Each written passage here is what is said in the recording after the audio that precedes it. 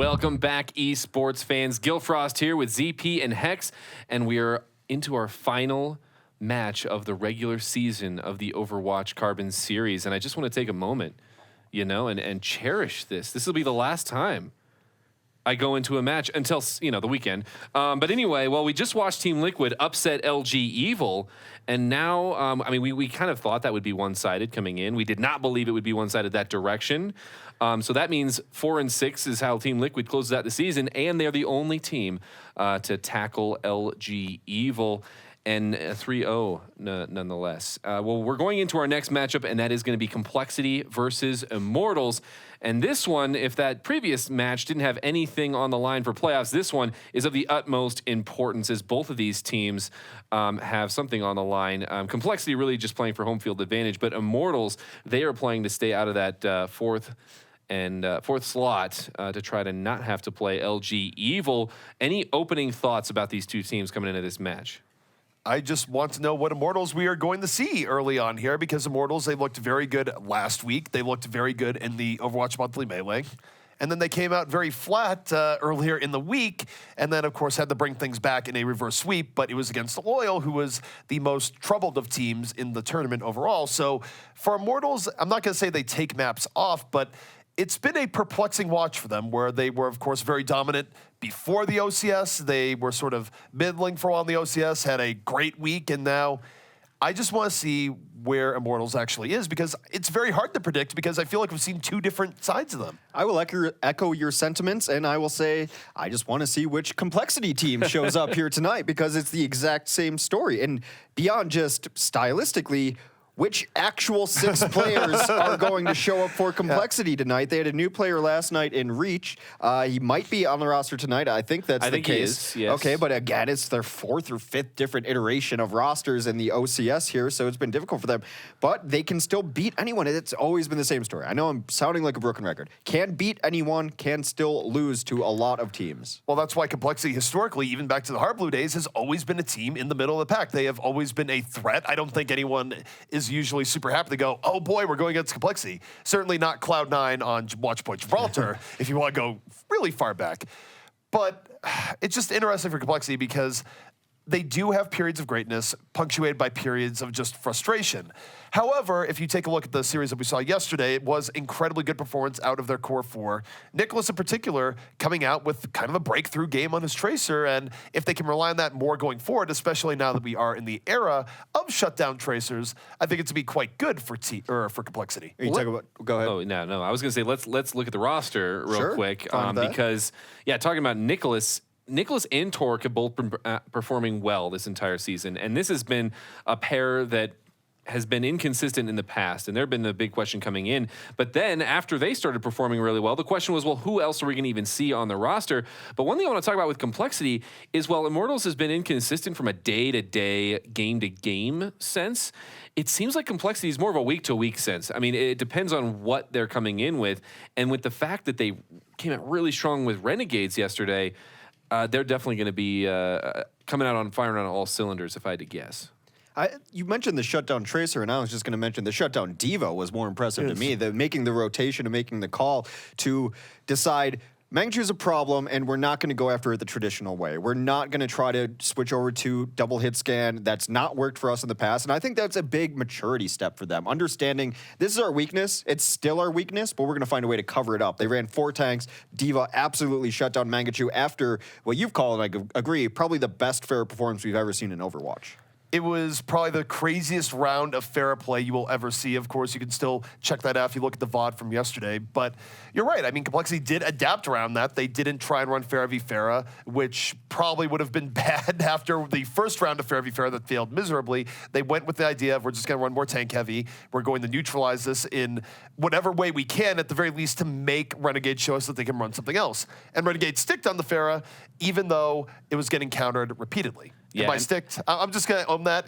The proper word is stuck. Sticked and stucked. Well, you know what? Colloquially, I'll give you the pass on that one. But yeah, talking about adaptation, that is, it's very important. We didn't see it necessarily as far as Mangachu switching off of the Pharah, But we did see multiple adaptations from complexity, and that has to be the scariest thing for Immortals coming in here, is they brought the Widow on Temple of Anubis. It was able to take out Farah on the first point.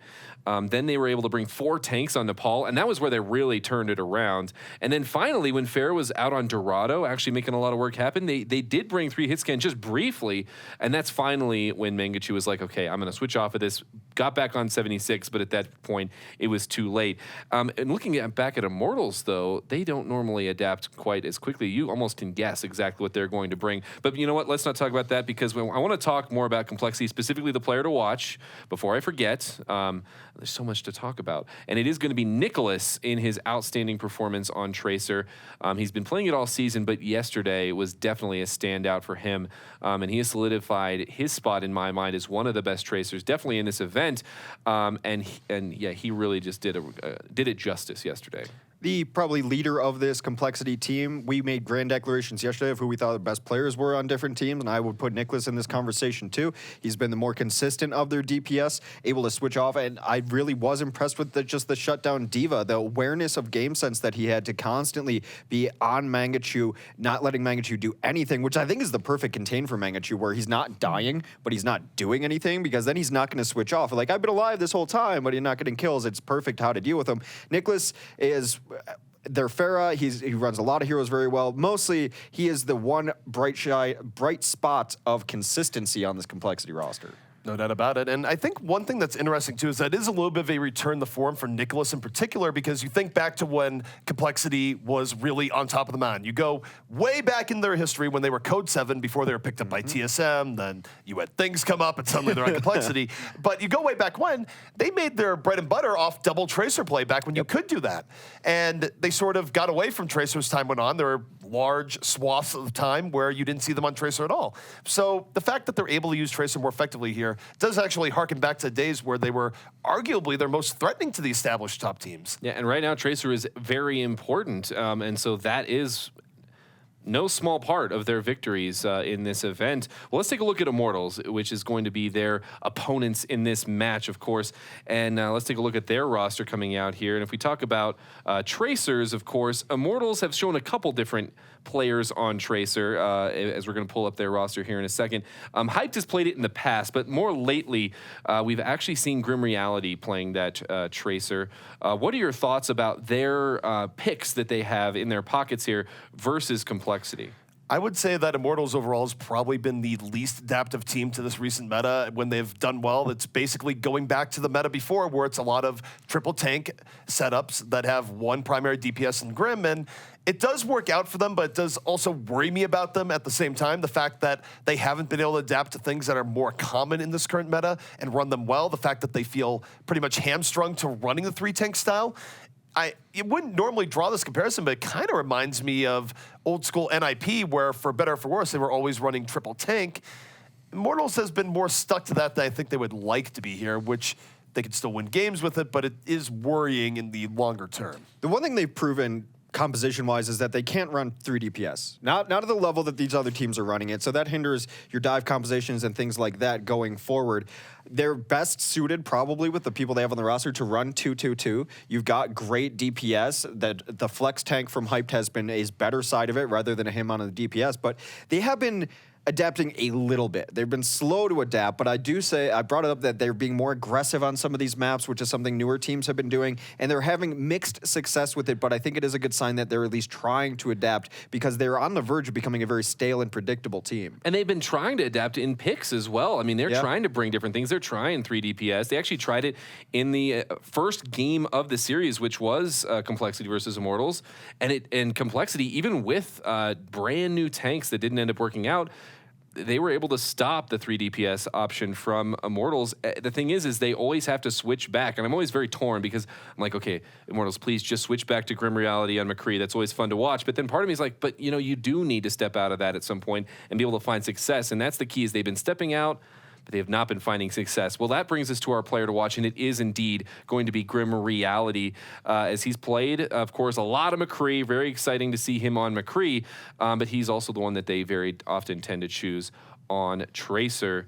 Any final thoughts on Grim Reality? Do we want to see him more on Tracer in maybe the 2-2-2, or do we want to see more of a protect the McCree composition? Well, I think it's hard to see him on Tracer a lot of the time just because of the 3-2-1 comps that Immortals has been running as of late, where running a Tracer in that setup is a little bit harder because then if you have a Tracer doing things like going to the backline trying to be disruptive, well, you're going to have an issue if she gets picked off and suddenly you don't have any DPS whatsoever to support the rest of your team, which is usually why you do see Grim on more 76 than anything else, because even when you run on McCree and say a 3-2-1 setup, you're putting a lot of eggs in that McCree basket when he can be focused down from multiple angles. So they go with the DPS that is highly survivable in 76 because it is also the only DPS they have on the field in a lot of the compositions that Immortals likes to run. I do agree. I think it might be somewhat map dependent. I think the only time you'll see him just go on to the McCree for sure is if the supports start getting in trouble, and that a lot of that is on Nicholas too. If Nicholas makes support life unlivable, then you might put him on McCree just to stop Nicholas on the Tracer, or you can put him on Tracer to counter that Tracer. He's run a little bit of on control as well. I think some wide open maps will lend itself to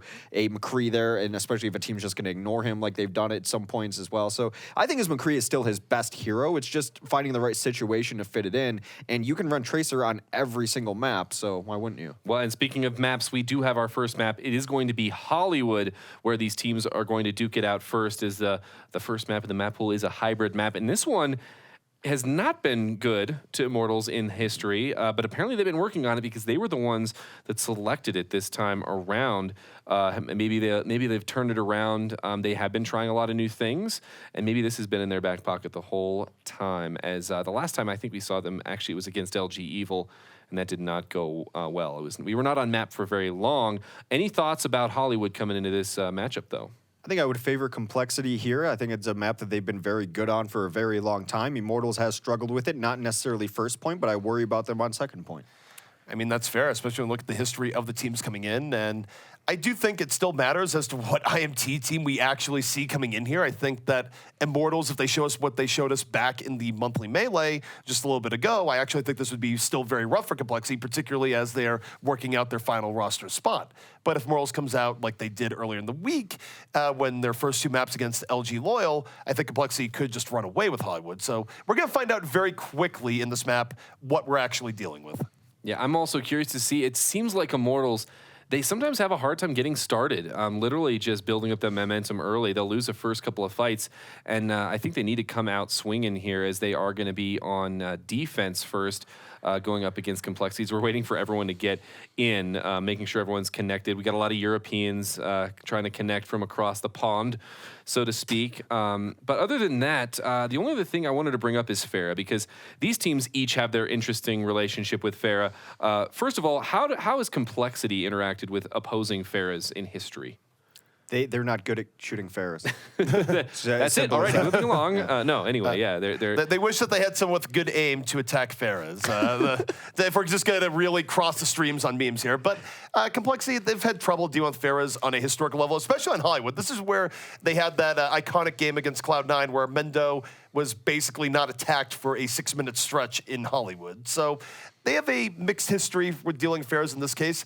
I don't think, say, running a Diva right into the Pharah would be as effective as it was on Nepal in terms of just way more skybox real estate here. Although on the same note, you don't really see Immortals really favor running Pharah all that often either. So I don't think it's a concern complexity is going to have coming in here. It's not. And they dealt with it very well, obviously, against Mangachu. But that's what I was going to bring up is, well, it turns out in this case, Immortals, they almost don't even have a Pharah player. Agilities has played it. Hyped actually played it earlier on in the season, interestingly enough, as they were trying to figure out where he fit into this roster, honestly, and then maybe potential 3 DPS compositions. And so how much of that is a hamstring to Immortals not really having a strong Pharah option? It hurts. Obviously, you would like to have everyone on your team be able to run every hero at a certain point.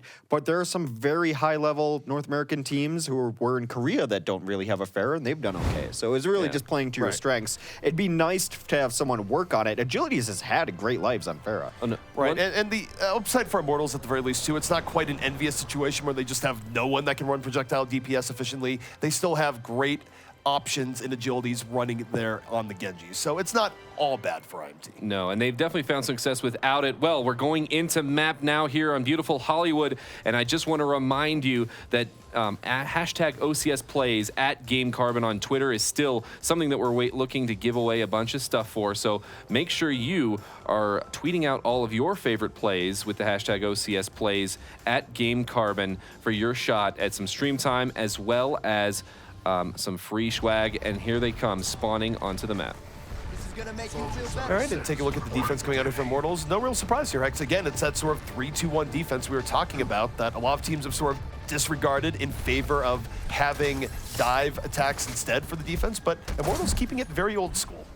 Well, Roadhog is great to get in on this defense against a dive composition. Very good against flankers who are going to be there. That is a nice hook 2.0 off the edge, unable to finish that kill off of the hook as Agility's gonna have to wait for that to come back off of cooldown. Of course, the lengthy cooldown. Agility's very low. Surprised that Nicholas isn't coming in on him. There it is, there's a pick. Nicholas able to win that versus Agilities. It's a little bit uncharacteristic for Agilities, but it's great for Nicholas's complexity. Now, swarming back onto that point. No longer having to worry about the Roadhog hook as a factor here. And this is actually very good for complexity. They're coming in on Immortals on all angles. They're about to pick off this area, but no, Nomi protecting at the last moment, gets the hammer kill. And now, more of a chance here for Immortals to actually hold this back as they take down both TJO brothers. Both DPS now down, and there comes the late kill onto Meza. Push effectively over with 0 progress on the point. They're going to be on the chase looking for a little bit more. Hits a long distance headshot on the Zenyatta, but will eventually fall out. That is a nice bomb onto Nomi to open this up for complexity on their next push. If there's been an Achilles heel at times for Immortals, that Nomi sometimes is a little bit far out and gets picked off. Now, this is going to be a case where they're going to have to defend this without their Reinhardt. However, take a look at Grim.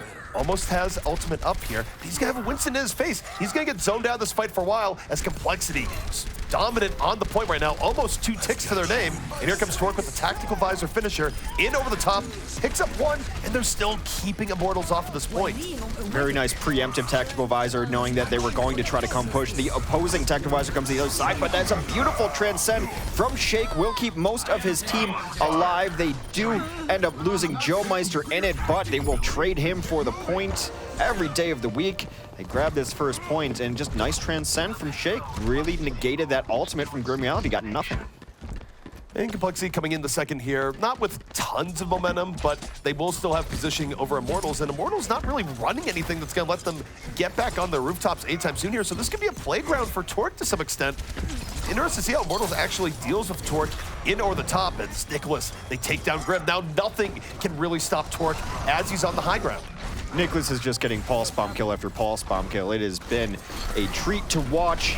Nomi will get a blind charge onto Reach, who found himself out in no man's land. However, they will finish off this Winston. Got some free push on the cart, but now defense is going to stabilize in good position here to hold a defense right around first band. Well, they're trying to win the ground war, and what a nice earth shot from Nomi. Gonna be knocking down 2. Fall through is there.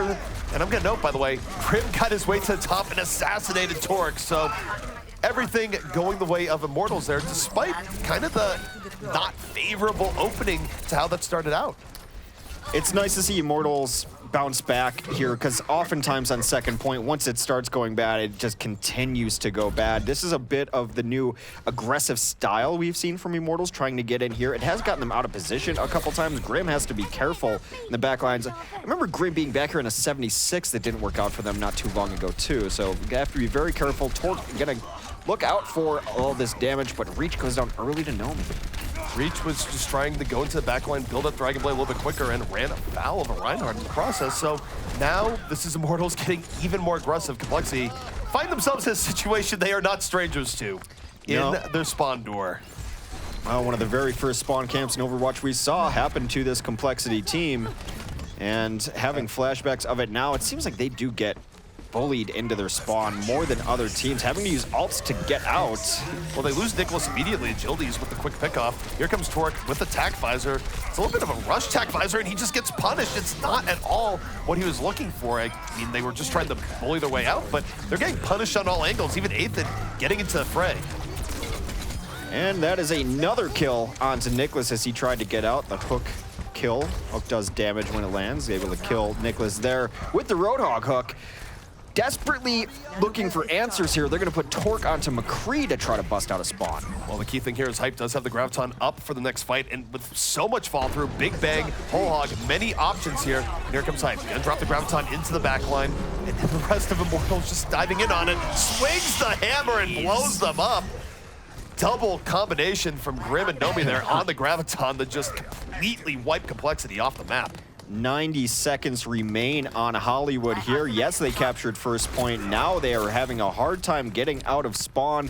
That's to put it lightly. They've been burning ults to try to get out here, have not been able to do it. They built another ult. Primal Rage comes in. They will take down Nomi, perhaps a little too far forward. Having to burn this Winston ult just to get out here. 6v5 in this fight. compLexity just desperately trying to break out of the spawn area. They do take down Grim, and now I think Immortals will back this up a little bit here. They're going to wait for respawns. compLexity going to try to get the most out of this, but oh, Immortals, they're counter-engaging. They have the sound bearer up. They're all in, and it works. Meza going to fall. Hyped, supercharged right now at 100.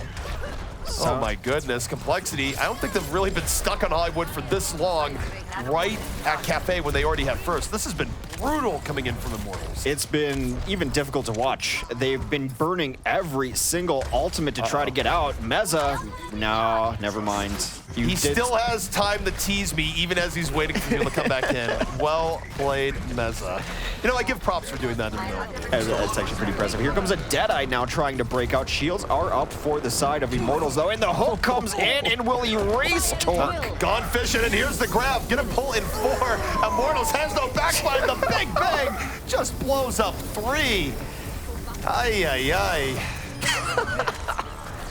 Well, that was a Hollywood defense for Immortals, and they look angry. Is that an appropriate word? This is as aggressive as I've ever seen them play. One does not merely separate Immortals from their source of coffee in that cafe. I mean, it was half day off on lattes. You can't expect them to leave that quickly. Yeah, looking like they are amped on some espresso. Not the largest push there on the hybrid map. They were able to take first, of course, but that's about it. Not a whole lot of push after that. Immortals with a very defined goal on Hollywood. Oh man, those spawn cams are just demoralizing though. It was not only demoralizing, but overall, they were just beating compLexity on every mechanical level imaginable. Yeah, Nicholas was able to get a pickoff or 2 here and there, but other than that, compLexity just wasn't able to get anything done. Well, no matter what facet of the game you want to look at there, it was just domination. Look at that hook. That's almost a max range hook. Hype comes in, Graviton. With his 3rd Graviton of the camp, by the way. I mean, we give Hype some grief sometimes. We're questioning his DPS play, but his off-tank play is great. That was one of his better Zarya games, and that's saying a lot for Hype. He had Grav up nearly every time they tried to push out. Also, just the coordination there. That was basically coming in from 3 different angles, and Grim's just like, oh yeah, by the way, I'm here. Enjoy. All right. So there are the Simpson-esque aliens, an homage to those aliens. Was that Krotos and Kang Krang? and Kodos. Yeah, okay, there you go. I mean, don't blame me. I voted for Kodos, personally. Oh, big fan. The best part there is how you have Ross Pro just stamping on a hat at the very end, just frustrated. Sure, throw your vote away. Well, this is Immortals now on the attack. Grim Reality does queue up the McCree early on here. Defensively, I guess the question to look at for compLexity is what Reach is going to be on, the newest edition of their roster. Played a lot of Genji last game, played a little bit McCree. He's going to flex onto the Zarya as they try to run a very standard 2-2-2 defense. Problem is for compLexity is that they're going to have to hold this basically the entire time. I think if first gets capped, Immortals will have a very easy path to victory here. And for Immortals, they're running this relatively standard as well. They're going to be hoping that Jildiz gets pickoffs to open things up, and Grim's going to be the muscle behind the back. So they are trusting in the McCree here, which I do like from Immortals. And look at this, they're able to just get in through unscathed. Now they can have a much better attack here onto the Cafe. It's a cool rotation, so they're going to let Agilities be the one who's poking and looking. He does hit a hook early, and that is a bad flashbang, though, from Grim. Maybe a little mistime on the roll and flash as he was trying to get it over top, but they have invaded Cafe. They've got everyone alive. Everyone is alive. Grim is going to have great positioning here on the top, assuming he doesn't just die to the soldier. But 2 kills here from Agilities. He has opened the door, and now you get the McCree cleanup towards the very end, which is absolutely devastating. But really, it's just Agilities cleaning up. Who needs the McCree anyways? Agilities taking down almost everyone here on the complexity side. Last bit of cleanup does come in, but the loop around attack into Cafe, very successful here for Immortals.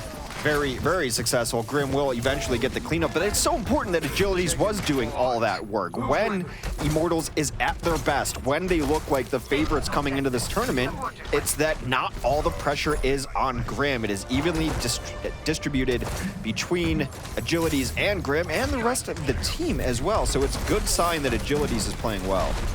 5 minutes left remaining here in Hollywood. That is a very long time to defend. Not even halfway through second. Now, they do lose Nomi, who's a little bit far out, but we'll see if complexity now tries to return the favor with an aggressive defense of their own. They really don't have a choice given where the payload is. Yeah, they have to. Grim is McCreeping around the backside looking for some free damage here. Now remember, the cart did get a decent amount of distance because their first push did go, I think, just around the general store, almost at the 4th National Bank of the West. Torque up top, gonna have to be dealt with at some point in time. Tactical visor on him as well. Nicholas has gone over to the Diva. That's where they found great success yesterday, and it is the tanks on the ground winning the war. This is fine to some extent, although it's also scary that complexity is going that far up. When you have Torque back here, they're gonna need to hold it about where they are right now. Yes. If they go too far in, Torque's not gonna be able to help them, and he might even have a panic tactical visor, so complexity has to be very careful in their positioning if they're gonna keep Torque stationed up here on the high ground. They try to enter in now with their tank shield up. Torque will pop this tactical visor, looking for some. Does it? A helix onto Grim. Grim goes down immediately, and here comes Torque. Tac visor on the way. Graviton setting the stage. It is decisive from complexity, catching Immortals fully off guard. That's fine. Here's what I like. Look at Immortals. Yeah. The counterpoint is you look at Immortals right now, they're totally fine junk rushing this because they know they only have to win one fight to take this map now. And 4 minutes to do so. Graviton, boost, everything up except Grim, who just switched over to Tracer off of that McCree, so a lot to work with. The math says they should win this. If Nicholas can eat this grab, great for them, but I think Hyped is going to rotate through the house. I love these mini flanks. It's one of the best flanks, actually, to come here on Hollywood. They're coming in over the top, and Earthshatter not quite connecting. Shielded off, but the Graviton will connect. 3 people in on that Graviton. Transcendence comes out, but it's very late. 2 people already down by the time it comes out, and as a result, Immortals with a big advantage now in this team fight. It's a counter Earthshatter coming in from Meza, but might be too little too late. Was only hitting 2 people at the most, and Immortals still swarming all over this point. And Hype is just tracking down on this Diva. 92% charge. That is a lot of damage coming out from one of your off tanks. Desperation time here as they try to get on the right. A giant right click will take down Joe. The Tracer play's been nice to keep them in this, actually. Just now cleaning up reach. Immortals will take Hollywood off the back of a dominating defensive spawn camp hold after first point. 2 things. One is that complexity still gets themselves stuck in these spawn camp situations, probably more so than any other team, at least in the Western Sphere. Yes. Second is that Immortals, I feel like if they won that, it was mostly off their tank play. I feel like Nomi and Hyped in particular had very good games to set those initiations in relatively close quarters where any mistake for that level of spawn camping action will result in your team getting thrown really far back. Which has been some of our questions with Immortals have revolved around Nomi and Hyped. So as I said, a great sign for them that Hyped was playing very well. But to your point, Nomi has, as the anchor tank, has to be one of the more consistent parts of the team. And of course, in terms of just follow through in those fights, Agilities and his accuracy in hooks, the ability to land key hooks in fight after fight was absolutely invaluable. So you look at the 3-tank setup coming up for Immortals, every single tank had a very good game there, and it made the rest of the job relatively easy. Well, and they played exactly their plan coming in, and you could tell that the times when Immortals breaks apart is when they're either their tanks are not in the right position, or they're not playing with their tanks, and Grim Reality's just getting trashed in the back. And they were very safe. They all played around. Grim was always next to his tanks and his healers. And complexity honestly just wasn't engaging on them, probably because, well, that's a scary situation. And then the only thing that you saw like branch out a little bit, I'm thinking especially about their attack plan that they had coming in, rotating through that light room into Cafe, is they were hanging out in that light room until Agilities went and got a hook, and that was their signal, okay, we can take Cafe. And so they were just playing perfectly as far as their plan coming in.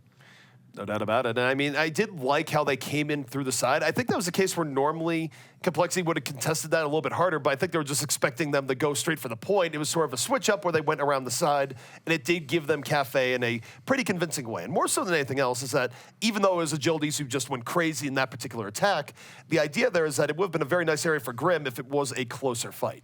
I really liked how they set that up too, just rotation-wise, because the whole team could have gone in there knowing the rotation, but you could get met by a party bush or a party cafe, if you would, at that point in time. They just sent agilities over there just to try to hit those early hooks and just to be a presence in that room. Roadhog, as a tank, he's frightening. You don't want to be anywhere near him. That 30 radius hook area, you don't want to be caught dead over there, so he takes that room by himself, opens it up for Grim. Grim flashbanged a wall, but I don't remember seeing that. We didn't The see wall that. was We didn't looking see the that. wrong Yeah. way. Right, totally. It was a strategic play there. That wall, definitely had it out for them. Well, and then you've got Zarya. You've got there for shield potential onto the Roadhog, and either way you slice it, we asked well, why did they pick Hollywood? Immortals has not been playing well on Hollywood. We just saw why they did that, because they had plans for attack, they had plans for defense, and compLexity did not have a good answer. Well, when we did prep for them, we said, wow, in second, they really struggle on defense in these streets. They struggle taking high ground away. They get kind of focused out here. They've decided they just don't want to play that way anymore. They're playing through Just the don't play cafe. The streets. cafe would be one of their strengths, and then they're just going to sit on the spawn. They always struggled in the streets phase of the game trying to control that high ground, so they've decided that doesn't work for us. Why don't we just try the spawn camp? And it's something they've been adding into their game. I mentioned they'll do it on Gibraltar. They'll do it a little bit on Dorado, too, so it's an aggressive turn that they've made. The other thing, too, is that say whatever you will in terms of him being consistent in some of the more support areas of the game, Reach does not necessarily, at least to this point, he has not shown us explosiveness as a offensive player that could theoretically help punish a spawn camp situation and get compLexity rolling. And he had a very quiet Hollywood in how he was playing. So I don't think that really helped compLexity a whole lot there. I do think that if they still had Nesh, I think they probably would have found a way out of that, but they didn't. Well, and I was thinking that whole time, I was like, well, what would happen to Immortals if they did get broken, if that early defense get broken? What would they have on Streets phase? Well, we may never know, because they were able to hold. But yeah, you need something to break that up. And they brought Torque on McCree, and that did, well, we all saw how that worked out with that almost perfect play from that top-down view with the replay. I'm excited to rewatch that later. But we are going on to Temple of Anubis for our second map, and compLexity, they're down 1-0 in the series, so they were the one that selected this one, but I have no reason to believe they would have selected anything else if it was Immortals. Hollywood, Anubis, Nepal has been on our plate for the last several nights, so getting used to these map rotations. Hanamura, I don't think it's really that teams are in love with Anubis. I think it just between the two teams don't like pushing Hanamura last. It is an exercise in futility and frustration.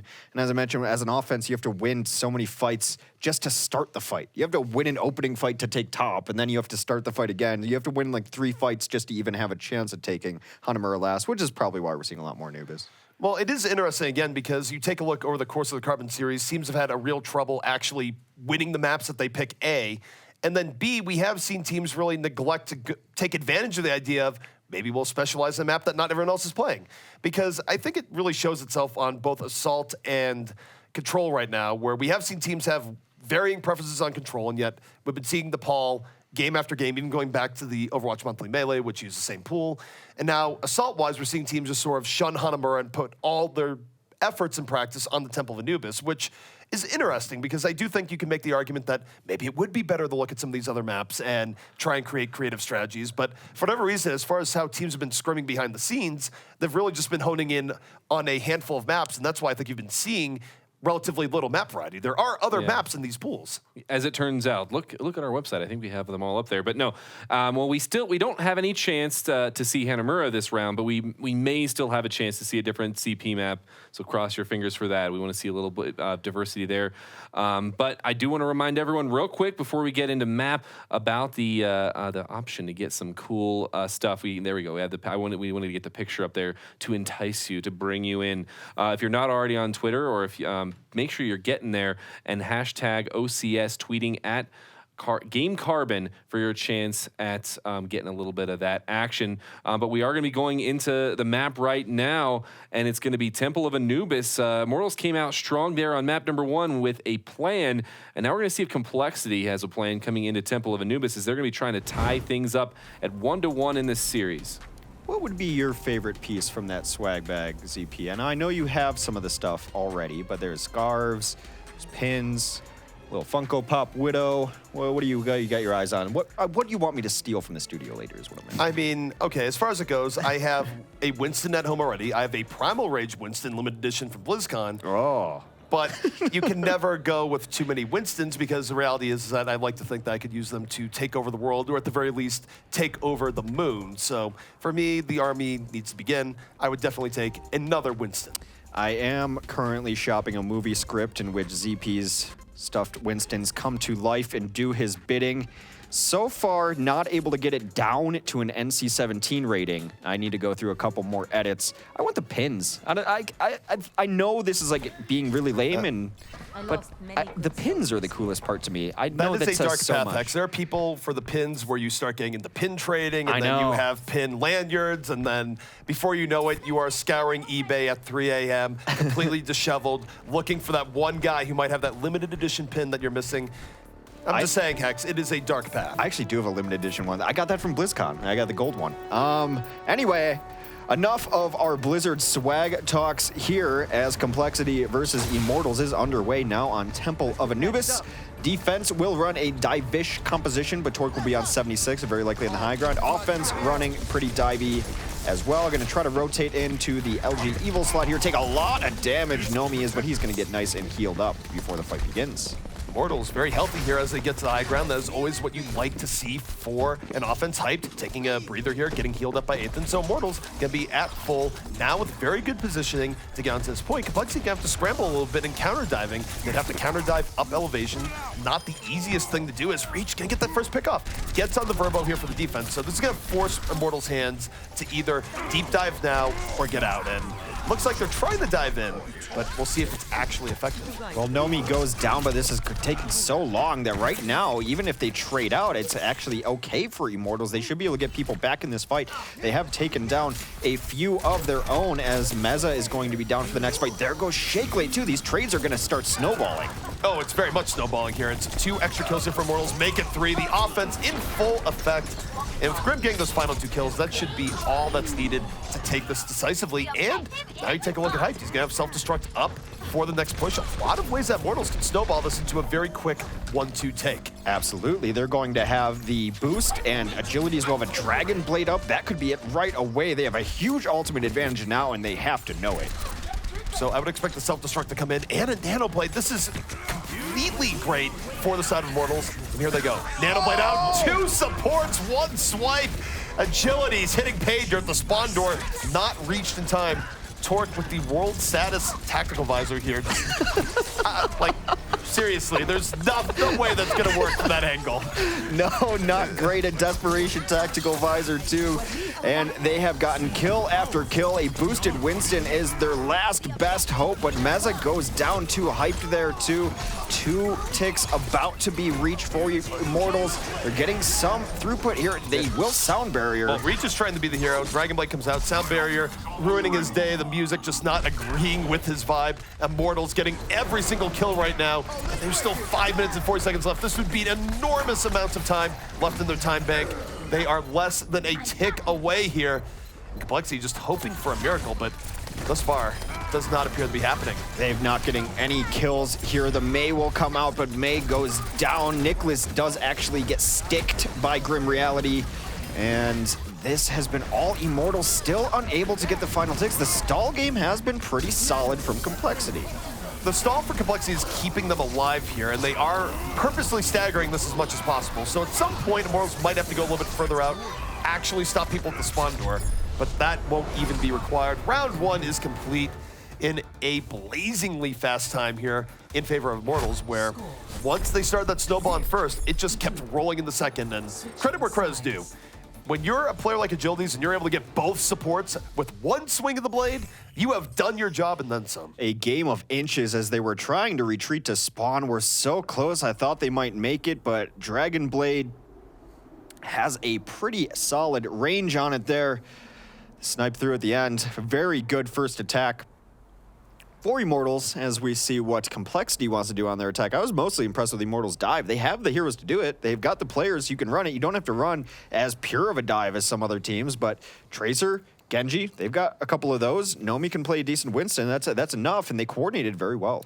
Indeed, and I just want to say here, he was already tweeting about it, but please do not be fooled by Meza. I think at this point I've just become numb. My heart has become black as stone towards these teases of Orisa. I mean, we did see at least one round today, and I'll have to be content with that. But otherwise, you take a look at compLexity here, assuming that Meza is going to go onto the Winston. They're going to be running something that's pretty divey, pretty projectile-based, and I expect to see Nicholas probably try to go around that left side flank that we see pretty often. Yes. Can catch people off guard, reach coming in from the opposite side. Meanwhile, Torque very well could be on this Widow, just opening things up from the back. I think they're expecting a 76 defense here, which is why you'd run it against this, because usually you'd have 76 and Ana up on the perch, but they're going to run a dive defense instead, and it's okay, ZP, to have your heart numb. Welcome to the wonderful world of cynicism and apathy.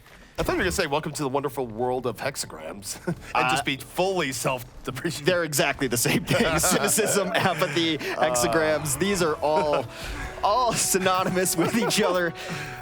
All right, so this dive defense is going to be interesting. Like I said, I don't think compLexity is expecting the defense that Immortals is running. It's going to be interesting to see how they approach it, but Torque should get some shots onto people. A lot is going to be on Hype to be able to shut him down on this Diva.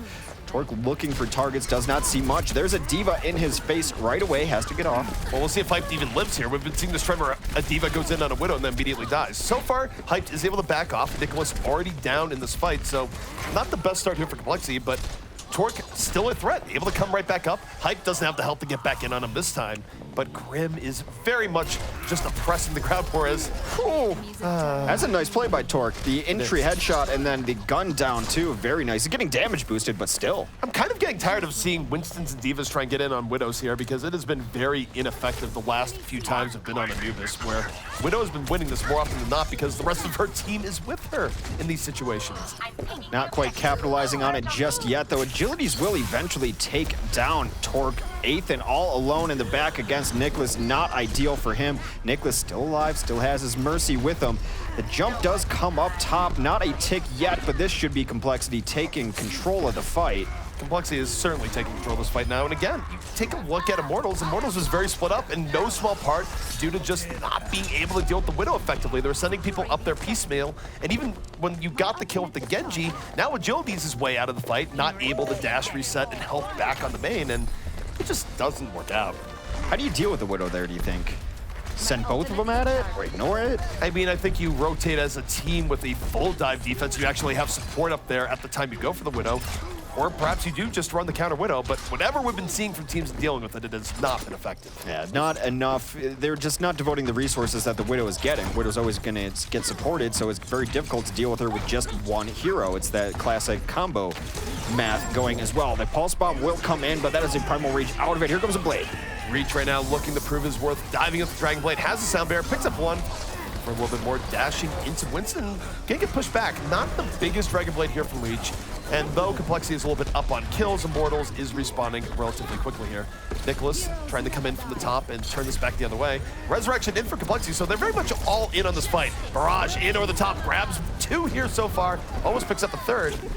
And Immortals barely hanging in here. 2 kills. They get, as you said, they get the 2 kills, so even though compLexity is more on the point, they haven't gotten a tick yet. It's only 4 on the point, and they're not resurrecting here. So if they can come in and contest, it could start going very well. Nicholas is going to go down. Here comes a Sound Barrier. Everything now favoring compLexity on the hold.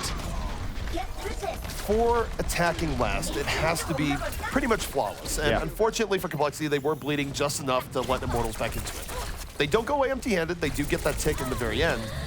But now the problem is that Immortals is going to have a much more well-set defense, and compLexity is not going to have that ultimate advantage that they did on that last attack. Kills took too long. If you look even back at yesterday, LG Loyal on their attacks here, you saw a Dragon Blade come down, and while the Dragon Blade was still active, you had Barrage, you had everything. If you're going to go all in, time everything so it's all in completely and get all those kills at the same time. That's how you end up taking assaults here. Now, a pretty aggressive hold for Immortals, but this is dangerous. We've seen teams throw out here. This is a dangerous game that's being played, and yes, Grim does get that Pulse Bomb, the reach in the back, but it's a little bit scary here because if you send 2 flankers back here and they die, you're going to create a very big window for compLexity to just run up the gun. So they lose Verbo. Flankers need to retreat here in a hurry because this is already going to be a 65 opportunity for compLexity. Well, they lose Verbo, but they're still so far out that by the time they get on the point, Verbo will be back. Here comes a Dragon Blade from Agility. He's going to the back line, is able to get Shake. Sound Barrier doubled down on this aggressive outside holds. They're getting the kills they need. Hex, at this point, if you're compLexity, you just hold back and punish Immortals for the dive and then go forward? Yes, you wait. You wait and let them dive if that's what they're showing you, and you try to get one of these kills early on without losing any of your own. I think that's what Torque has in mind here. They've done a decent job, though, compLexity, of holding their ultimates, aside from the Sound Barrier that did go out, so they are going to bank 5 here, whereas Immortals has been using them all, so they have a huge ultimate advantage, compLexity does. compLexity going to have probably the best window that they could count on here in just a moment, so long as no one gets picked off as they approach. Now, this is one downside about dealing with an aggressive defense is that you can lose people before you can use ultimates. Torque and Reach moving in. They pick up 2 very early on. Both supports down here from Immortals. And Nicholas feels compelled to use the barrage really early. Doesn't get anything for it. And this is problematic here for compLexity because now they've already lost a few people. And this is a time that they need to get a compelling force here on the point. Well, Shake did already go down, so a lot of the healing going to be nerfed on this point. They already have 2 ticks, so looking for that 3rd bit of damage. That's all the kills for compLexity right now. And in the end, Immortals not able to reinforce. It was looking a little sketchy there for a moment, but Yeah. Immortals was so spread out that they weren't really able to return to a staggered defense. And I gotta say, all in all, especially for the limited amount of time that was bought by Immortals, I wasn't really feeling the crazy stall-out defense on Anubis. You also don't see teams try and run that level of stall defense on Anubis all that often either. Certainly not in the Western scene.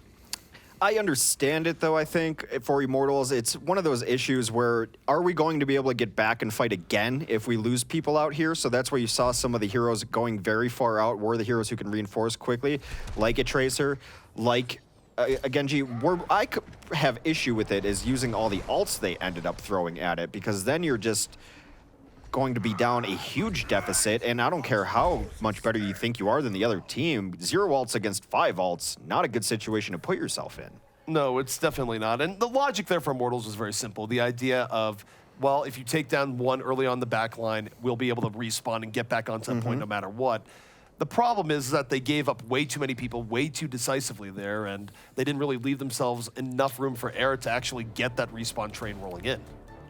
I completely agree. It did not look all that crisp from compLexity either, and that was an odd barrage we saw out there. They lost some on the entry, but regardless, as a status update, 3 minutes on the time bank for compLexity, 5 minutes for Immortals. compLexity will be on their 2nd attack.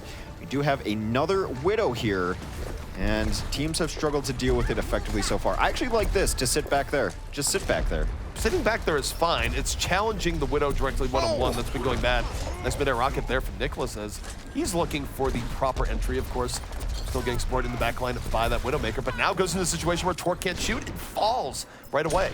Torque, meanwhile, plenty of room to operate here in the back, but the Reinhardt causing a little bit more trouble. So this is a little bit better here for Immortals. I'm curious to see if we see Nomi try and get in on Torque, but with him so low there, or rather height so low there, I don't think we're going to see that.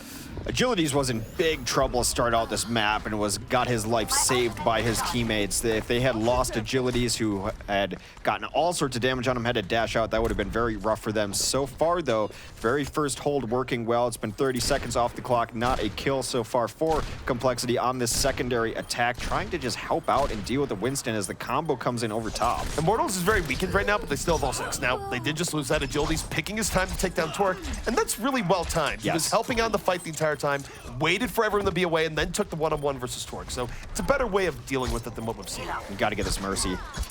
He's going for the Mercy right now, in the back, really fighting upstream, but here comes the Dragon Blade. Builds up in the last moment, slicing, gets 1 support, looking for more. Can't get Mercy right away, but does get her. Takes her down in midair. In Agilities, last swing of the blade, doing the duty, and let's see, gonna be finding themselves pushed out a bit here. Agility's doing everything you want from a Genji right now, fighting Pharahs, taking out Widows, making sure he gets that completion kill onto the Mercy so there's no resurrection. The backswing of that is next time they fight, Mercy will have the resurrection, so she will be a top priority again. They are going to stagger out this Diva too. The other thing, too, is that they will have a Dragon Blade up for the next fight, and Torque now the Diva going for more of a front frontal setup, but it also means they don't have to worry about the Widowmaker pressure. They can be far more free in how they're positioning, especially with what they're running right now. Unable to finish that Diva that they wanted to stagger. Nicholas gets very low. They don't finish that kill either. Nicholas does go down to Grim eventually. Here comes a boosted Agilities. Agilities is boosted. Who needs a Nano Blade anyways when you just have the Nano? Moving to the back, finds Joemeister, but there's the res. This is where complexity must win. Sound Barrier after the Resurrection into Dragon Blade. Beta 1 stuff coming out here, and very difficult to fight the turn for Immortals, but Agilities is still here. Has a Dragon Blade. I just don't know if he really wants to run into this with so many teammates down, and I think he's opting for the retreat play. It's over. It's over. They had a decent first hold there, but too much for Agilities to be able to bring back by himself. No reason to throw good money after bad and burn a blade there. I'm really happy to see the return of Resurrection and Sound Barrier. It's a combo that we used to see all the time, to the point where it's just like, okay, enough of this. But it is a very good way of getting value out of the res. But here we go. Sound Barrier on the way from Immortals. Agilities diving to the back by Joemeister, wishing for another gear. Maybe next patch Joemeister, as 2 kills, now 3 coming in for Immortals. Another res works out, but Res going to keep this fight a little bit more in progress. Another res. Mercy still firmly in the sights of Agilities. Takes down Sheik. Oh, the reflected rocket. Have a taste of your own medicine there, Nicholas. So all the kills coming for Immortals on this last point defense. They will hold out. 3 points is the final score for complexity. 5 minutes for Immortals to get first point and force a draw. Of course, they want the win condition, already up 1-0 in this series. So if they capture first and last, they will take the second map going up 2-0. We'll see how they do it. That's a lot of time. That is a great amount of time. 5 minutes. Last is definitely a possibility here. Certainly is, and take a look at Immortals and how they're positioned here. I mean, there's a lot of things they can run here, a lot of different things they can try to bring it in as well. They don't have to worry about their first push being the one that works. So having that extra bit of time buffer definitely helps in just planning out how you want to approach this early on. Absolutely. And Agility so far for me has been the Immortals MVP. He has done a lot of great work on the Genji. Softening up targets, making Pharah think twice. He has been a standout player. His Genji's always been great. For those newer, that's where he came up. He was always a rock-solid Genji. He's been playing a lot more Roadhog lately, but with these dive compositions, you need your Genji to be very, very good. Honestly, I had this conversation with you yesterday. I don't think it's possible to be top 10 in North America without a good Genji on your team. I mean, right now, you look at the world, most of your top teams in the world have a great Genji player. Arguably, one of the things that really hamstrung Envious back in Apex Season 2 was, guess what? They didn't have anyone that could have a credible Genji threat. So, yes, having a good Genji, very important. Now we take a look at Immortals as they come in here on their attack. They do have the Winston Genji dive combo up and at the ready, and they're not wasting any time. They dive in very deep here. But complexity punishing in turn. 2 kills from the defense, make it 3, as that is not the high ground that Immortals thought they were going to be taking. Well, that attack didn't really work out much. That is a full team kill. They will eventually take down Hype there. 6-0 in favor of complexity on that fight.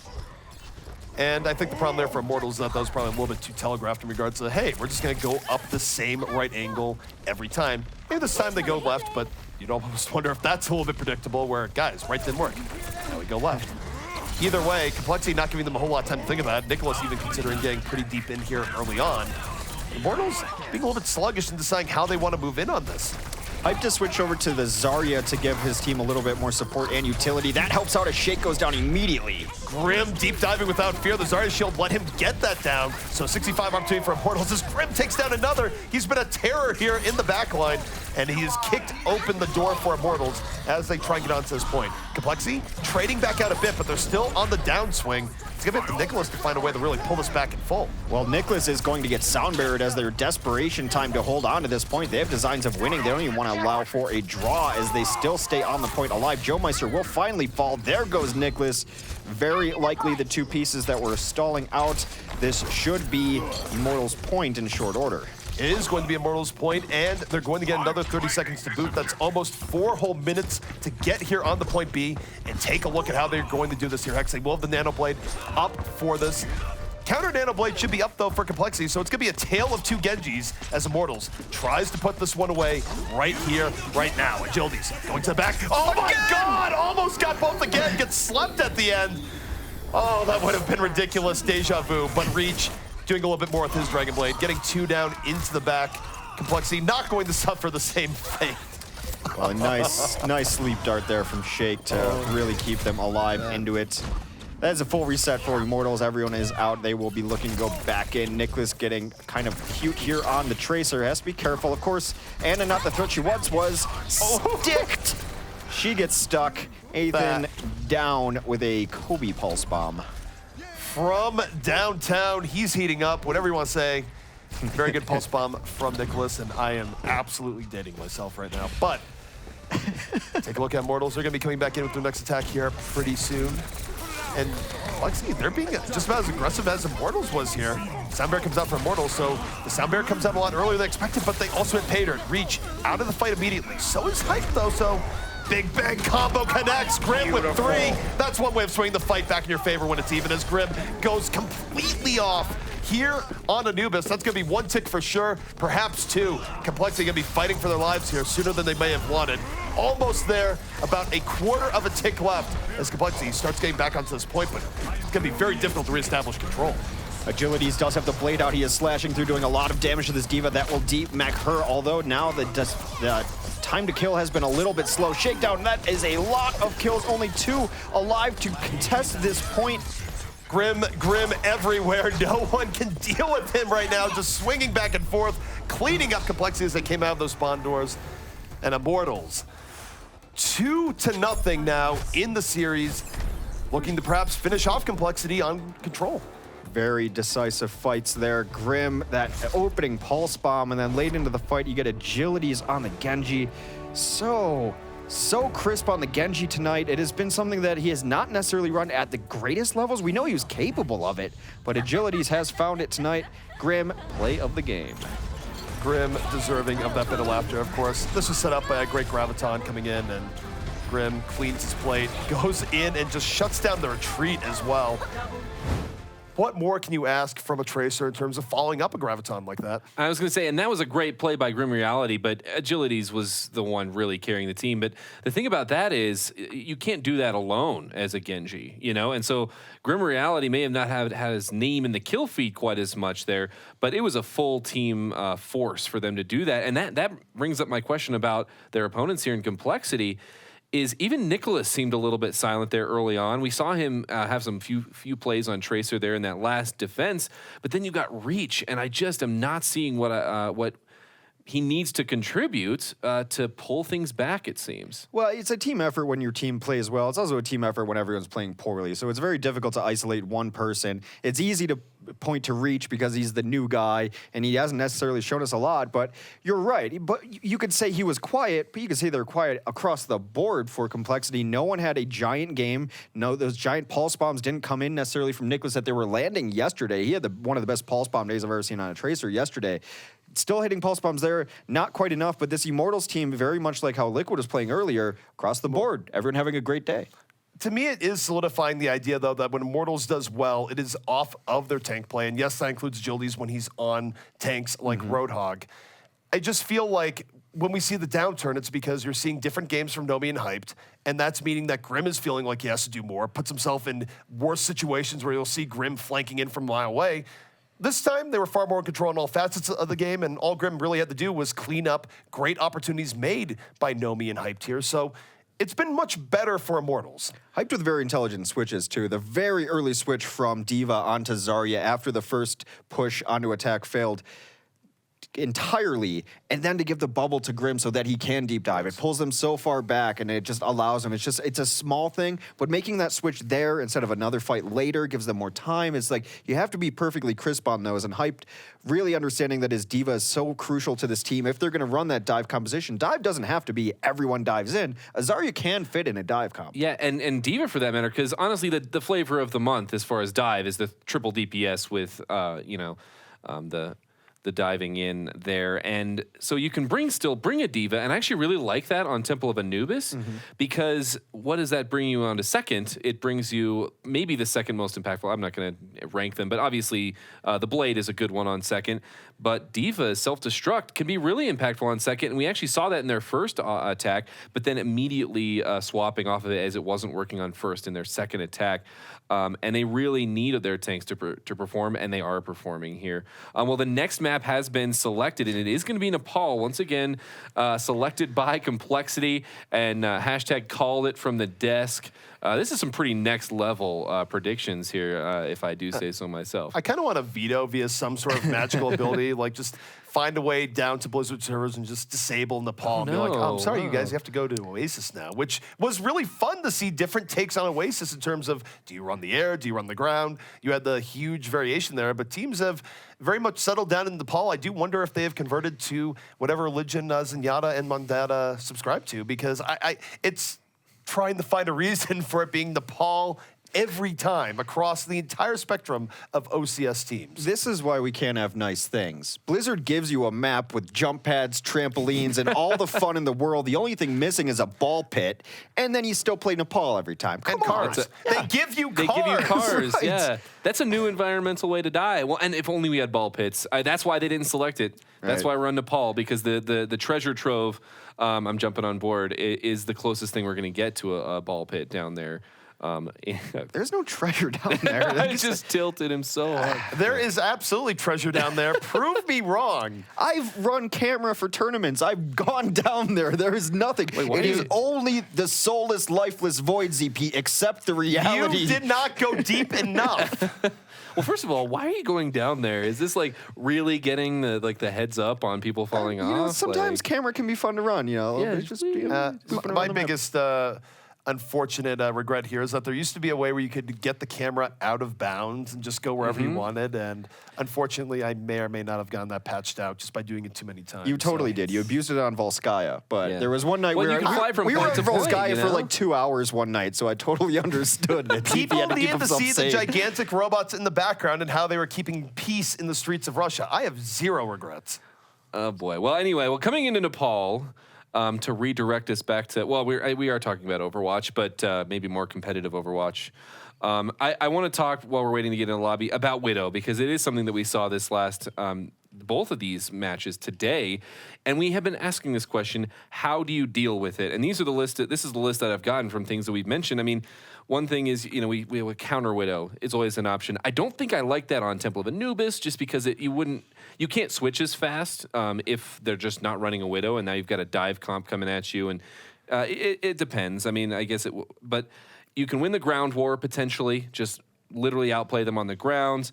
But I like what they actually did here is the stay behind the shield strategy. You bring Winston, you bring Reinhard, and you win the ground battle with shields. The problem is there, though, that you still have points where the Widow is getting very high-quality shots. So when you do commit to that, you have to still realize that you are making things more difficult for the Widow, but you are not preventing the Widow from potentially winning that there. You also have the unseen effect of the part where sight lines get completely worked around, where your DPS heroes that would likely like to be high in the air, using positioning to their advantage, are now hiding in pure terror from the Widowmaker. So there's no perfect solution for dealing with a Widow on first point Anubis. Yeah, and maybe then it's just like, well, let's bring whatever we can to lay it out as long as we can, give us the best shot, because we still have yet to see a solid answer for it.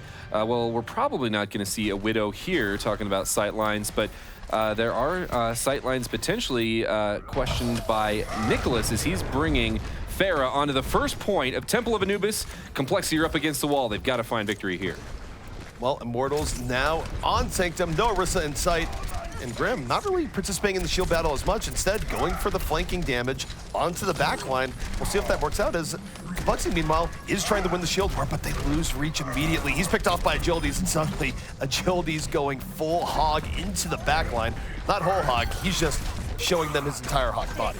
That's one thing we've seen with Hook 2.0, that you have Roadhogs who will hook and pivot, especially on bridge. We've seen it more than once. That is a great way to open a fight. A delicate balancing act for Grim. Still alive, still defying gravity.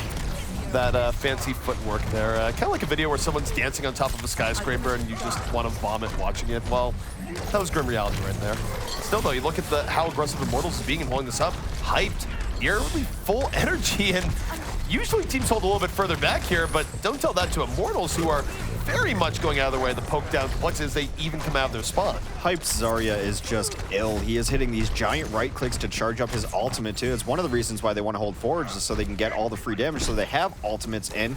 They have to wait for the entire team. Complexity speed boosting in, gets the barrage. That shield will not last entirely, but down goes Nicholas. Beautiful helix. Well, what beats a whole bunch of rockets? One very concentrated bundle of rockets as Grim takes him down immediately. Agility's piling on. And when you lose your Pharah that quickly and the barrage is not successful, it's very hard to turn that back in your favor as Immortals just being absolutely impressive. Not like complexity really get through the store. No, very difficult. Hype is going to have Graviton ready too, and Immortals has been all over complexity today. They are already up 2-0 in the series, and if they win this series, they get complexity in the playoffs. Indeed, as Hype holding on to the Graviton. Gonna drop the Graviton, pulls him too. Not the biggest Graviton, but it does let them get the cleanup and will stall out complexity. And you don't always need the crazy 5-man Gravitons if you get enough to just stop a push where it stands. And it's a one fight, regardless, either way. That's a nice hook that's going to take down Nicholas. Agilities seems to know this range perfectly, is dialed in on the hooks. Almost grabs another one there, and Immortals, they're gonna back up a little bit because Grim is not in this fight. I do like how they're realizing that Grim is just respawning, so now you have the Earthshare coming in here from the side. Mezzo, oh, goodbye, Grim. That was Go just... search for that hidden treasure as Nicholas coming back in over the top. 4 kills here for complexity. And if there's a hope of Immortals bringing that back, it definitely went away when Grim took his final journey. Just poor positioning to try to get Grim over there. I thought they had everything set up, but the good thing is they died without wasting ultimates at the very least. Hype did not have, sorry, that's Grim Reality, who's going to have Tactical Visor incoming. Agility's whole hog in. One of them could get boosted potentially as Ethan now finds his ultimate. Nicholas one here in the back, holding onto Attack Visor. Everyone could have everyone in their sights here, but it's going to be a little bit better for Grim because he has the option of getting nano boosted into this fight. So Nicholas going to have to move the Skyle, but here comes Grim. He's opening up here with Attack Visor. Soundbear up here for the side complexity, trying to even it out a bit. No! More soldiers into the pit! We're all in the pit now. Next, as Grim now doesn't have to worry about the counter soldier poke. Completely free to lane the damage here on the side. And with Agilities being the front line, this is going to give a very strong take here to Immortals. And 99%, this could be it. This very well should be it as they ended up going in there. I do not like the target selection from Nicholas on 76 there. He popped his visor, thought that he had a free Nomi there. Nomi got naded, and then he was chasing it so hard, ended up getting booped off the cliff. I mean, it was a desperate situation for him, but I think you could have found a little squishier target than Nomi. Very likely so, though I think at that point they were very much worried about losing the fight and they had zero buffer room left. So that's true. When you do get in those late situations without any form of buffer, you do sometimes take decisions that you wouldn't take if you had maybe the enemy team at 50%. Absolutely. Well, Agilities is going to show us his Pharah, see what he's got. He's not going to have a Mercy with him, so the healing orb very likely to be on him as Verbal keeps the ground crew steady. And this is something that complexity has struggled against. However, they are in their anti-Pharah comp already. 4 tanks, Nicholas on Diva. See just how this works out. Of course, Agility's perhaps not going to have the crazy game that Mangachu did, but is certainly going to be looking for it. Complexity not making it easy for a Pharah player here. Of course, we saw how they handled Mangachu just yesterday, and Ethan gonna go down immediately. So Immortals struggling to find early pickoffs here. They do get Grim into the back on Shake, but I do wonder if it's gonna be enough as Agility's really not finding much of all here, and Hook 2.0 gonna save his bacon. Agility's still looking for poke. Not too much happening. Complexity very much winning the ground war. Not enough. Agilities can stay alive if he wants. It doesn't matter. He got absolutely nothing done. Grim gets down late there. They're not worried about Agilities at all, and he hasn't proven that he should be a cause for concern just yet. All this damage being absorbed by these tanks in the pools, gonna get all the healing up. Joe Meister already has Sound Barrier. Agilities, I will give like one more life, and then you have to really consider switching off of this. I don't think he's going to stand the Pharah too much longer if they don't retake this here. So Agilities is coming in on the right flank. The rest of Immortals coming in up the gut. Grim, of course, freelancing into the back. And complexity just staying together here as one happy tank family. Immortals really struggling to do much in terms of significant poke. Meanwhile, you have Reach here, 80%, doing all sorts of damage on the Zarya, into the shields, into the front line. The Immortals just can't decide how they want to poke in, and here comes compLexity. Counter engage on the way, nano boost, whole hog. They do take some serious damage from the barrage into the back. See if it's enough now as Immortals, slight number advantage, gonna be rushing onto point, and compLexity, they burn the sound barrier. They want to hold on to this right now. They do want to, but it is too late as Grim comes in with a pulse bomb, torque down. Now the tanks are down. It is just Reach remaining on the point, and he is cleaned up in short order there. The barrage was very nice. Got 2 kills, did give his life for it, but it was a nice distracting flank as the ults were coming in on the front door. And now we are going to have a tale of 2 Gravitons, perhaps. Nicholas, of course, going to be looking to eat Hype's Graviton. Reach going to be looking to just land a deep Graviton of his own. Here comes Hype. Has to be aware of the D.Va here. The early Graviton in from Reach doesn't get nearly as much as he wants, and the counter grab is out. Pulls in 3. Nicholas with the fall through in over the top. And the Immortals with a much better Graviton play there, leaving compLexity drained of ultimates and drained of the point. Well, you set that up perfectly. Tale of 2 Gravitons. The one ended up with a Lucio on the other side of the wall, had no follow through, and then Hypes grabbed everyone. Cleanup absolutely there as everyone on both teams burned through ultimates. Use them if you got them, boys, and they did. And very nice for Immortals as they try to equalize the map score. Gonna be about 50%, probably will take the lead before the next fight. And Agilities is getting close to a barrage again. Oh, nice rocket on the entry. Ethan just falls immediately. Agility's gonna try, but oh, there's the barrage. Takes that one, almost grabs a second, and it was looking like it was gonna be huge, but rather small in retrospect. Still, members of Immortals are still up and around the delay this a little bit more, but compLexity definitely with the more dominant edge on the point right now. They're gonna get a third, but Grim just gonna stall this out as much as possible. Even picks up a kill before falling. Yeah, they have to be careful. They might not even get this flip back over. That's how great the stall from Grim was. A pulse bomb will come in, but Torque goes down during that, not able to finish the pulse bomb kill. Well, now this is really dangerous for compLexity because they're starting to get pushed off the point. Immortals was able to reinforce that just in time. They're at 88%. compLexity must get back on here. They use their nano boost very haphazardly here. It's not a great choice for any reason. And they lose Joe Meister in the back as Immortals is flanking them. This is bad for compLexity as they have to stay on the point now no matter what.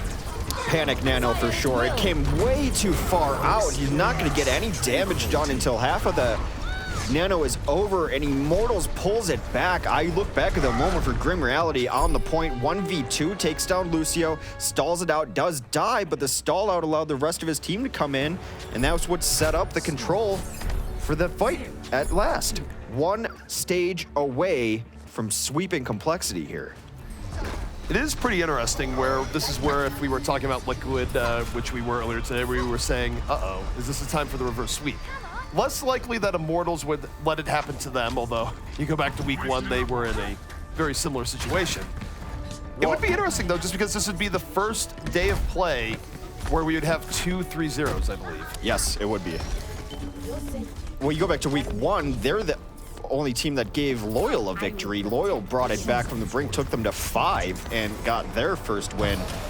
Different looking Immortals team, though, in my opinion. Agility is going to stay on this, and I'm touching Hex's hand now. We have Hype on the Arisa. I need the moral support here as Immortals looking to end this with a little bit of style. Oh, it's happening again. Fortify out here for Hype. Gonna drop that Orisa barrier. Now using her damage to crack through that shield and just be a big distraction here. Hasn't done too much with it here yet, but we'll see how it handles. And while they're worrying about Hype, Agilities goes in from the back, grabs Shake. So for Immortals, it's a slower push here, but this consistent Orisa presence works out as Hype picks up the double. You know why it makes a lot of sense too is the other hero we used to see on this stage, and only this stage, was Mei. And it's because her wall can do a complete side of the point. And you see that with the shield barrier too. When these fights are going to happen on the point, you really only need the shield on one side, and you get so much coverage from it. So an interesting play by Hyped, who's always been a good flex tank, flexing on the newest of tanks. They will grab first point, already 15%. And this is interesting because if you're worrying about getting through the Orisa front line, you're not worrying about Agility. So it's going to be Agility's beautiful space as he just serves one up to Shake. Very nice engage here from Agilities, and Immortals 3-0 on this fight. compLexity just desperately looking for the exit. He saw a Zenyatta, and that makes Farah's eyes light up, dives him hard, hits the rockets. Beautiful play from Agility's Farah. I gotta say, after that first life he had on it where he got very little, he's come to life on the Farah. It's been a great night for Agilities on several different heroes. And the thing is for Agilities, he hasn't had to be the absolute hero here. Immortals is not investing that much into him. He's sort of freelancing, making it work, and there we go. The mini Graviton charge coming out. That's hyped. Able to really sustain through that damage. With 4-5s up, you're not doing a whole lot to an Orisa. And while they're focused on that, Agilities picks up 2 in the back line. It's been working. Grim on this chase really wants himself a Lucio. Doesn't get it. It's okay, Grim. Can't get all of them.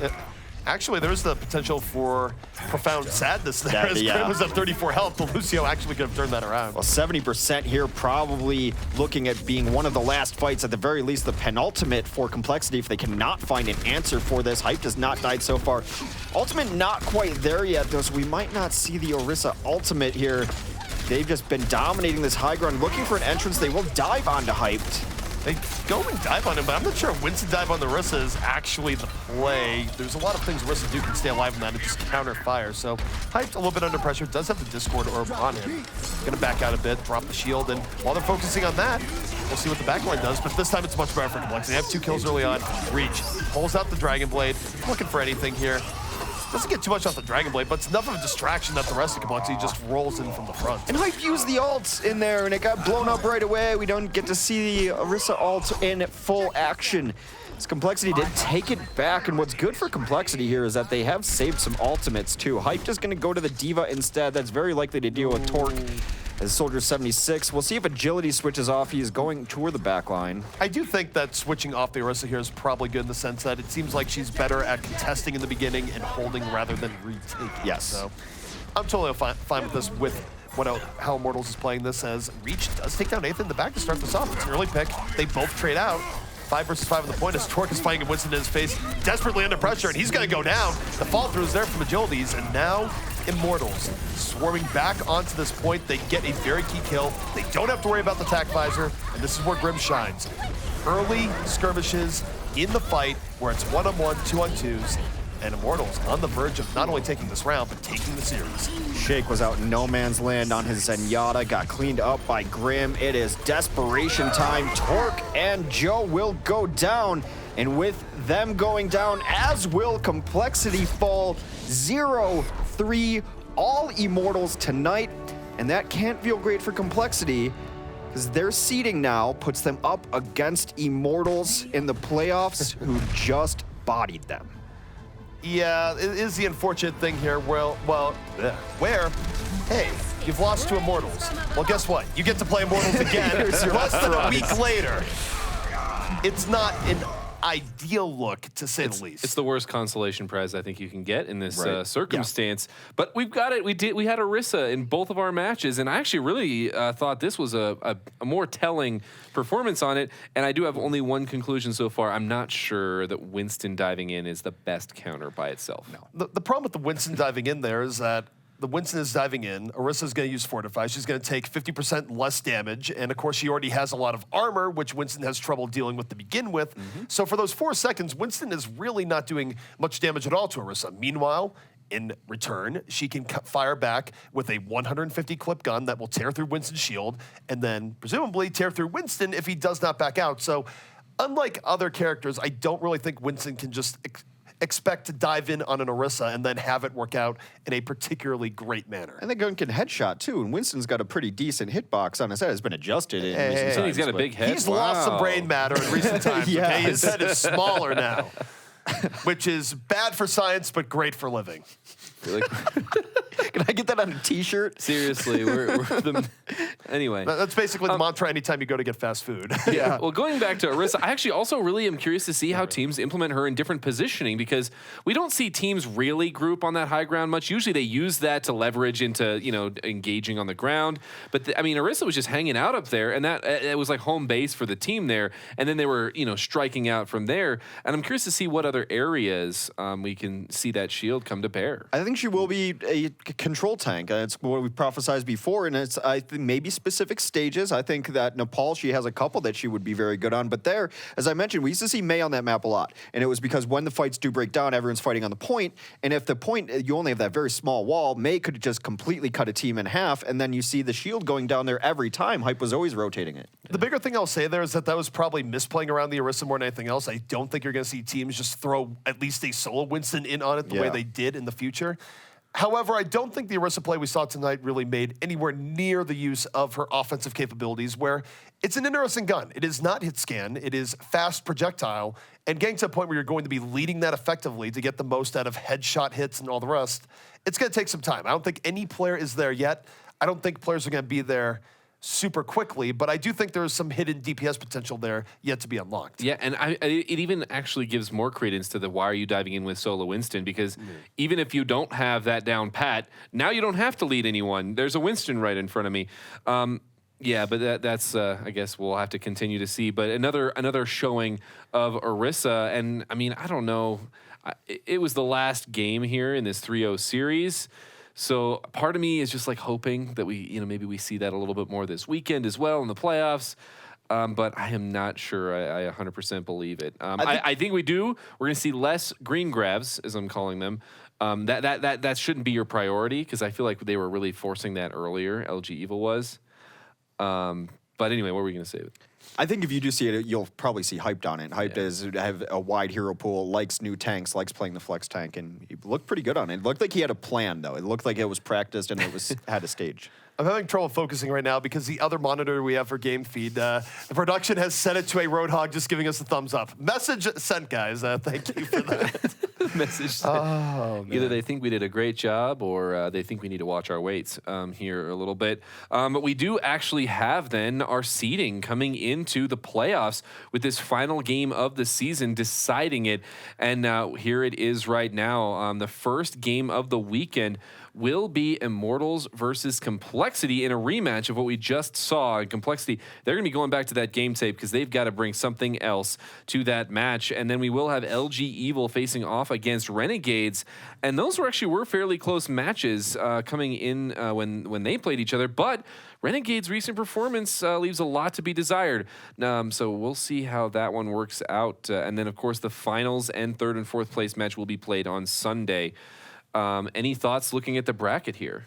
compLexity might arrive with a different roster by the time they go into the playoffs. So the additions they made have not been world-beating or something. You have to change something because you cannot just show up after what just happened to you against the team you're going to play in the playoffs. That was really rough. And I know you think that you predicted Renegades might be the team that could beat Evil because they struggle a little bit with Pharah sometimes. Very possible. And just watch... compLexity will take a page out of the Immortals book where suddenly, guys, Reach cannot play. Sinatra is here, if you remember that tournament a while back. I mean, technically, I think they could do that. Sinatra is with Selfless. They weren't part of the OCS. I'm not trying to give them ideas. The OCS, yeah. So that I think I've just done that. Yeah, how terrible. What are you doing over there? My goodness. Anyway, well, with that, I mean, we've got more action yet left, but I can't help but feel a little lethargic looking back at... lethargy, is that what I'm looking at here? I don't think that's the word you're looking for, but I'll allow it. It's late. Yeah, it is. I'm feeling apathetic. It's late in the night, but it's also late in the season. This is going to be the final closing for the regular season. So not left guy or G is what you're oh my gosh. It's a stretch. It's a stretch, but people appreciate just bringing it up. Yeah, that might be the most actual. Anyway, I'm not going to. No more speaking of that. But yeah, we will have more OCS plays this weekend, but that is going to close it out for the regular season. We're going to leave you with the final OCS play from this last match alongside some more replays for your enjoyment. Tune in this weekend, Saturday and Sunday, for more Overwatch Carbon Series as we're going into the playoffs. We'll talk to you all this weekend.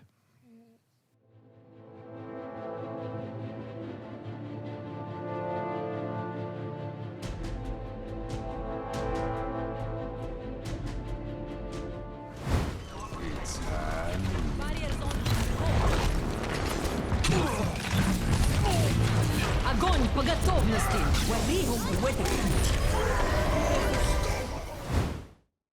Another Res Mercy still firmly in the sights of agilities.